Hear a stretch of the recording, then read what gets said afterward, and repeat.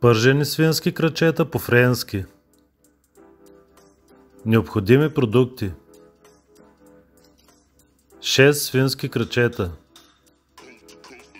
4 чайни чаши бульон, 4 чайни чаши вино, сол, черен пипер, 3 листа дафинов лист, 4-5 глави лук, 7 броя карамфил, 1 пакет разтопено масло, галета за овалване, мазнина за пържене. Начин на приготвяне: измийте добре свинските крачета и ги цепнете по дължина. Сложете ги да се варят за няколко часа заедно с бульона, виното, сол, черен пипер, дафинов лист, главите лук и карамфилчетата.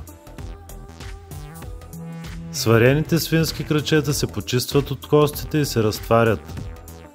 Овалват се в разтопеното масло и галета и се пържат в силно загрята мазнина. Да ви е вкусно!